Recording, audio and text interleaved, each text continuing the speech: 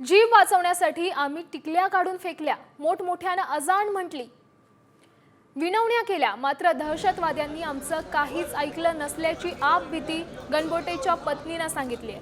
कौस्तुभ गणबोटेंच्या पहलगाममधील दहशतवादी हल्ल्यात मृत्यू झालाय. त्यानंतर आज शरद पवारांनी त्यांच्या पार्थिवाचं अंत्यदर्शन घेतलं आणि कुटुंबाचं सांत्वन केलं. यावेळी त्यांच्या पत्नीनं घडलेला प्रसंग सांगितलाय.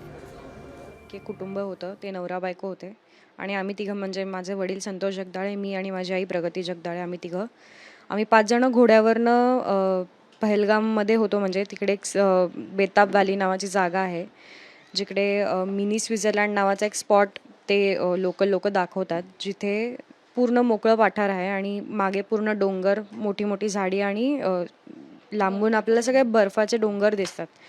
तर तिकडे आम्ही साधारणतः 1-1.5च्या सुमारासवर पोचलो. आम्ही फोटोग्राफी सेशन्स वगैरे केले. आम्ही एक लोकल फोटोग्राफर पण सोबत नेला होता, जो आमचे फोटोज वगैरे काढत होता. तर तिकडे 2 स्टॉल्स होते, टेंट्स बांधलेले होते, जिकडे ते त्यांचे लोकल पेहराव देतात आपल्याला घालायला आणि ते घालून आपल्याला फोटोज वगैरे काढायचे असतात.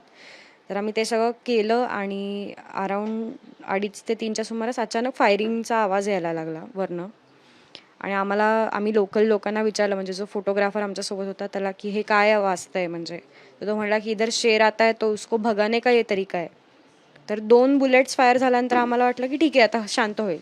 2 सेकंड काही नाही झालं आणि मग परत जोरजोरात खूप जास्त बुलेट फायरिंगचा आवाज येऊ लागला. मग सगळे घाबरले. मग आम्ही मागे इकडे तिकडे बघितलं तर लोकं पळापळ करायला लागली होती. तर आम्ही त्या टेंटच्या एक अगदी जवळ होतो. तर ते जे काका होते, गणबोटे काका, ते आता नाही आहेत. तर ते बोलले की आपण सगळे झोपूयात खाली जमिनीवर. म्हणजे फायर जरी वरच्यावर, म्हणजे माझा अंदाज असा होता की लोकल लोकांचं तिथे काहीतरी, म्हणजे लोकल म्हणजे तिथली मिलिटरी आणि तिथे काही कोणी सापडले आणि म्हणून ते लोक एक फायरिंग करतात असं. ते म्हणून आम्ही खाली झोपलो जमिनीवर. त्या टेंटच्या जस्ट बॅक साईडला आम्ही तिथे बसलो होतो, म्हणजे गुडघ्यावर. आणि शेजारी, म्हणजे एकाच लाईनमध्ये शेजारी 2 टेंट्स होते. तर या टेंटच्या बाजूला खूप सारी तिथली लोकल मुसलमान लोकं होती आणि काही टुरिस्ट होते.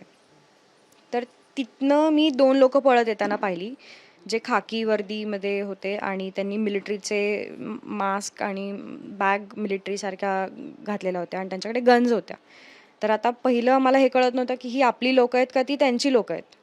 सो त्यांनी जेव्हा फायर केलं ना शेजारच्या टेंटमधल्या मागच्या माणसाला, तेव्हा आम्हाला कळलं की हे काहीतरी गडबड आहे. तर तेव्हा माझ्या वडिलांना पकडलं आणि म्हटलं, "पप्पा मला भीती वाटते, मला मरायचं नाही आहे ते." कारण ते ओपन फायर करत होते. माझे वडील बोलले, "तू काळजी नको करू, आपल्याला काही नाही होणार." आणि मग मध्ये आई बसली होती आणि तो माणूस तिकडनं 2 लोकांना गोळ्या मारून आमच्याकडे आला पळत.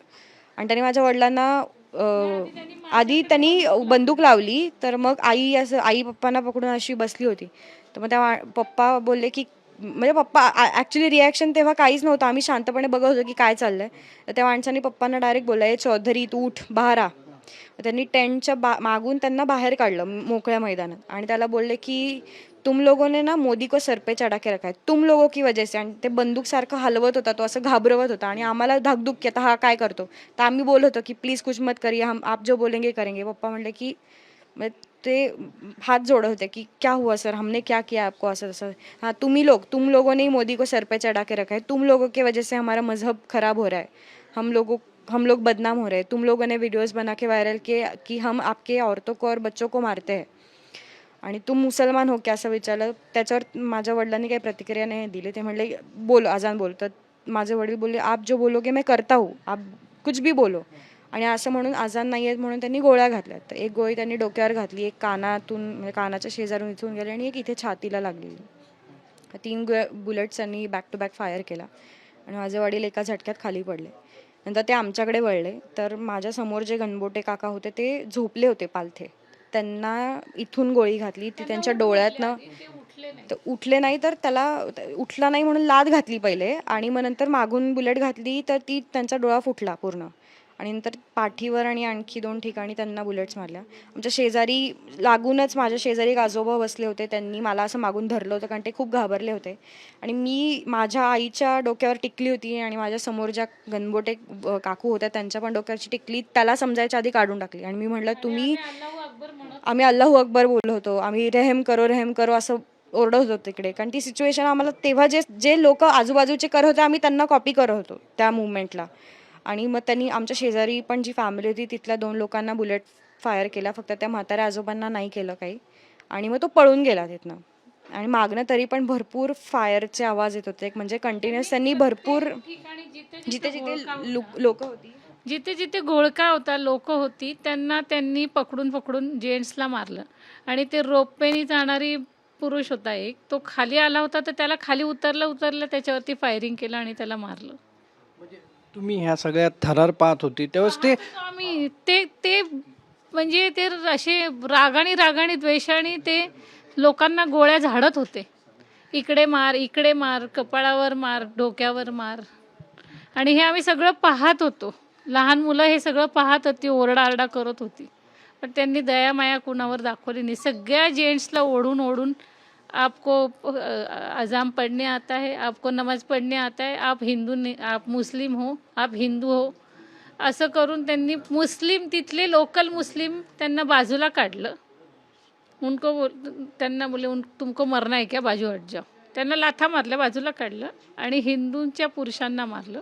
आणि सांगितलं, जा आता मोदींना सांगा की आम्ही तुमच्या बायका मुलांना नाही मारलं, तुमच्या पुरुषांना मारलं. आमचा काय म्हणतात ते मजहब का काय. हा आमचा म्हणजे बेसिकली त्यांना हे सांगायचं होतं की आम्हाला तुमचा राग आहे, म्हणजे मोदी आल्यापासून तुम्ही आमचं हां म्हणजे आपण मोदींना सपोर्ट करतो हे त्यांना आवडलं नाही, असं हे त्यांच्या वागण्यावरनं आणि जे काही त्यांनी केलं आजूबाजूच्या परिसरात आणि आमच्या समोर जे काही घडलं ते शब्दात नाही सांगू शकत. आम्ही अजून ह्याच्याहून जास्त वर्णन नाही करू शकत. मी तुम्हाला एवढंच सांगते की तिकडनं पळताना आम्ही जे आमच्या मनाला जे होत होतं की आम्ही म्हणजे माझ्या वडिलांची, त्या काकांची आम्ही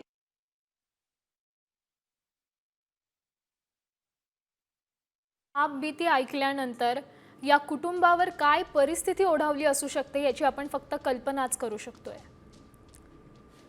लेक सांगते वडिलांच्या डोक्यात कशा पद्धतीने गोळ्या झाडण्यात आला.